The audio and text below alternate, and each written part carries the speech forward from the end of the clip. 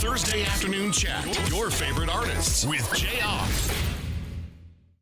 All right, ladies and gentlemen, could you please put your hands together for today's guest? Unless you're driving, for Austin French. How are we? I'm doing well. How are you? This is a first timer for you and I. Yeah, first time. We've been playing Freedom Hymn for quite a while, and it's had a nice little run, but I don't think we run into each other at all. So Yeah. so let's get this out of the way. That's right. Wide Open came out in September, and you can find it Spotify, iTunes, all the places you buy music. And I'm very confused nowadays about where to send people to go buy a physical copy because I just don't know anymore. Right. I guess Lifeway, you Best know. Buy, check Best Buy. That's done. One of those. Yeah. Is Yeah. Walmart still slinging You know, them? the best place to get them are my shows. There You you just go. have to come to a show to get one. That's right. So get on a plane That's wherever right. you're listening Wherever from. you are, come to a show. Yeah, or just Spotify. Yeah. Being kind of I've got a lot of people this fall and winter that are, just that solo name, not a band, but they're just a name. And I feel like, man, that would be really tough to try to, because Jeremy Camp, they still, after all these years, think he wrote, they don't piece together. They're not Right. as, I don't want to say our listeners are not as smart as you think, but they're listening at half volume. Right. And so sometimes you ask them, oh, I love Casting Crowns. I love their song, I Can Only Imagine. Right. And Right. they're trying, Yep. but it's even harder when you're Austin French trying to break Yeah. into their daily.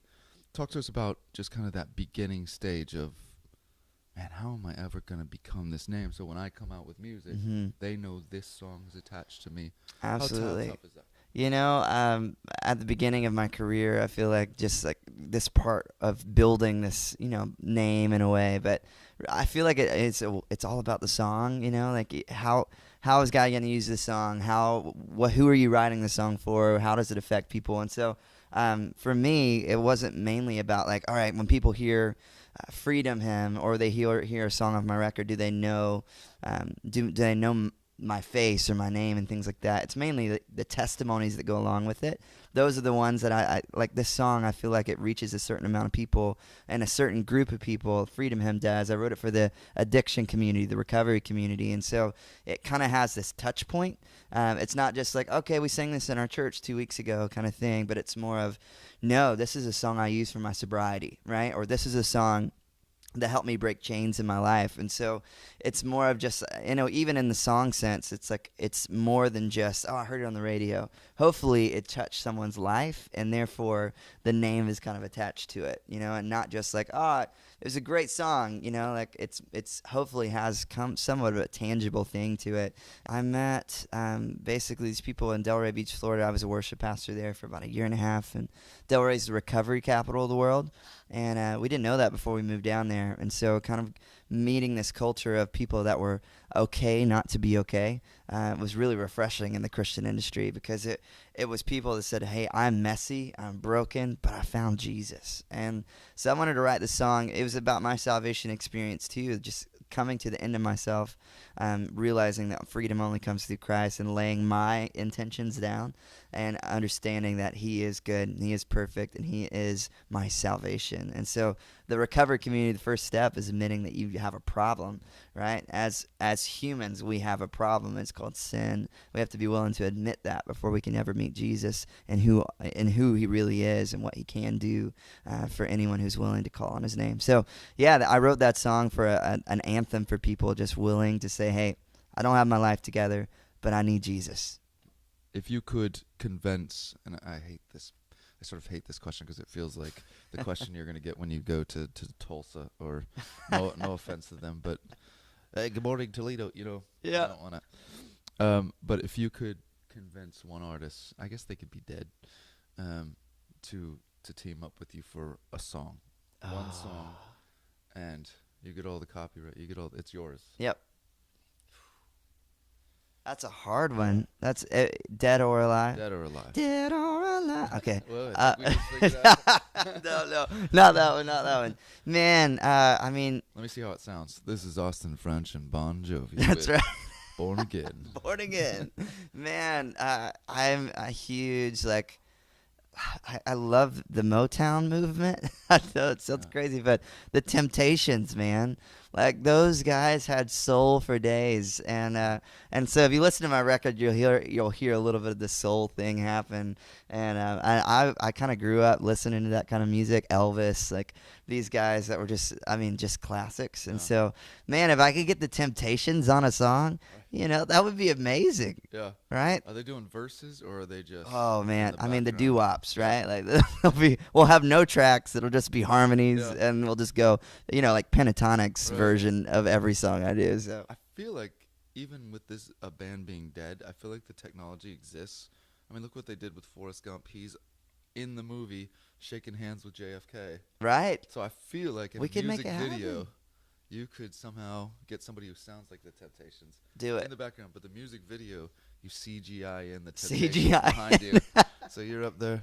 We'll call some famous movie directors for that one for sure. But you're in color and they're And they're in black and white. It's I've perfect. got this thing mapped out. Man, that's a great music video. I love that. Let's go into Born Again. Can you walk me up your hit with Bon Jovi? Oh man, Born Again is just a song to remind myself of what's been done for my eternity. I've been a Christian for 10 years now. Before that, I kind of got really hurt by the church, kind of got jaded, got really just like beat up, and I really didn't want to be a Christian, didn't want to go to church. I'd been hurt by that whole scene, and it wasn't until in 8th grade I realized that it wasn't Jesus who hurt me.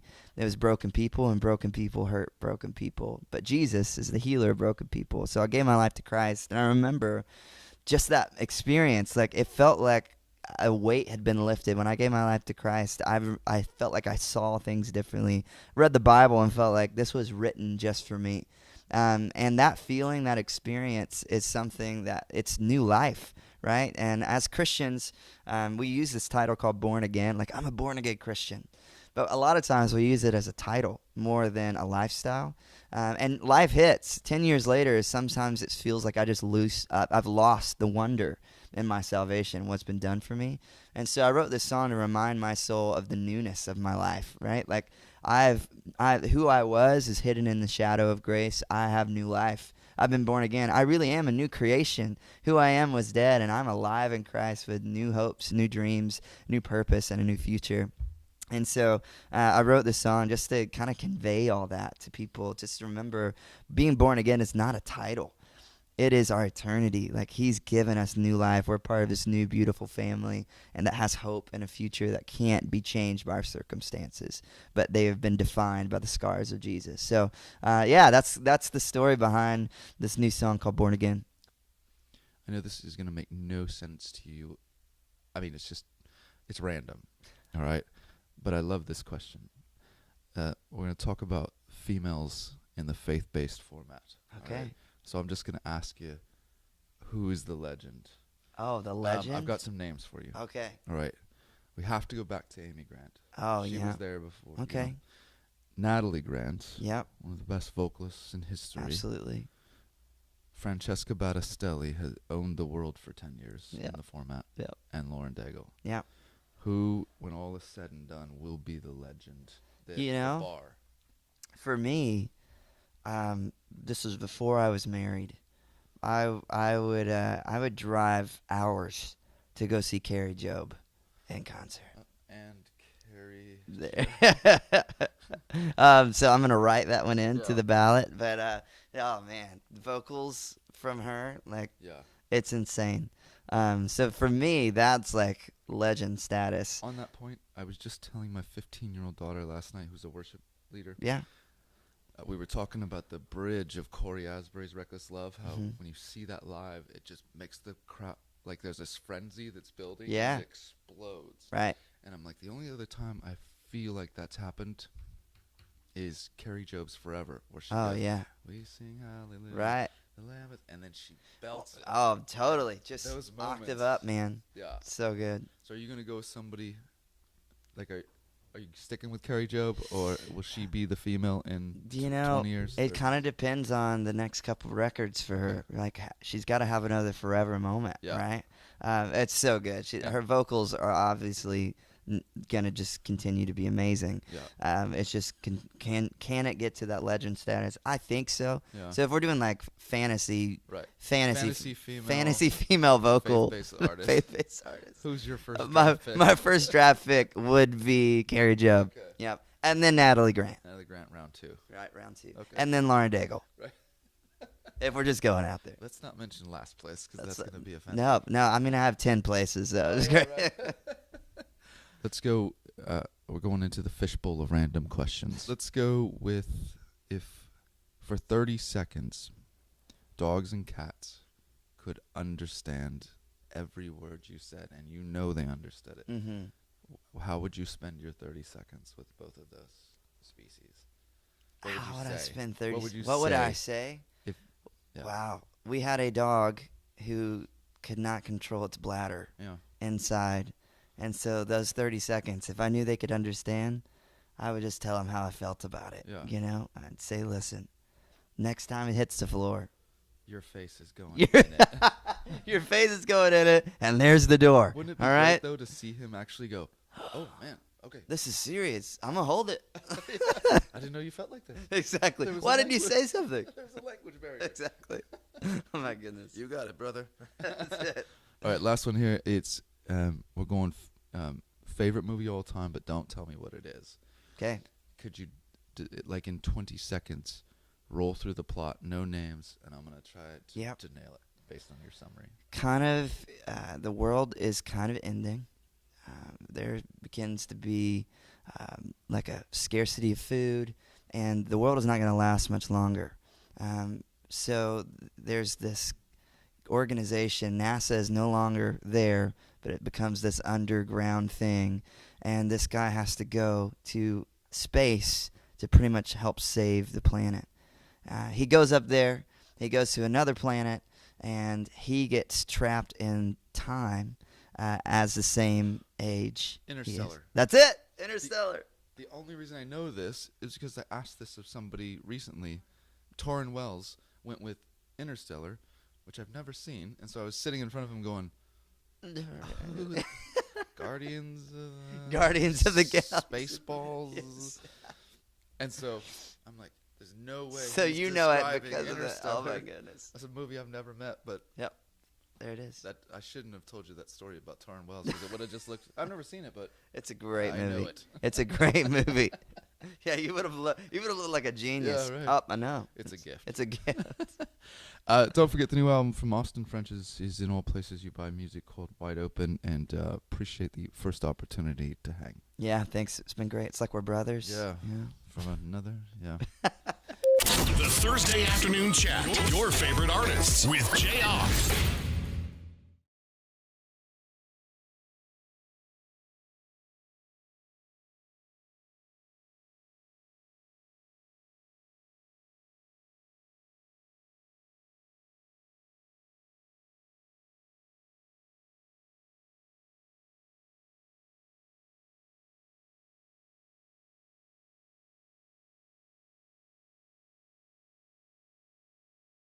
The Thursday Afternoon Chat. Your favorite artists with Jayar. Let's go. We're going into the fishbowl of random questions. Let's go with if for 30 seconds, dogs and cats could understand every word you said, and you know they understood it. Mm-hmm. How would you spend your 30 seconds with both of those species? What would How you would I say? spend 30? What would you What would I say? say? Yeah. Wow. We had a dog who could not control its bladder Yeah. inside. And so those 30 seconds, if I knew they could understand, I would just tell them how I felt about it. Yeah. You know, I'd say, listen, next time it hits the floor, Your face is going in it. your face is going in it, and there's the door. Wouldn't it be all great, right? though, to see him actually go, oh, man, okay. This is serious. I'm going to hold it. I didn't know you felt like this. Exactly. There was Why a didn't you language- say something? There's a language barrier. Exactly. Oh, my goodness. You got it, brother. That's it. The Thursday Afternoon Chat. Your favorite artists with Jayar.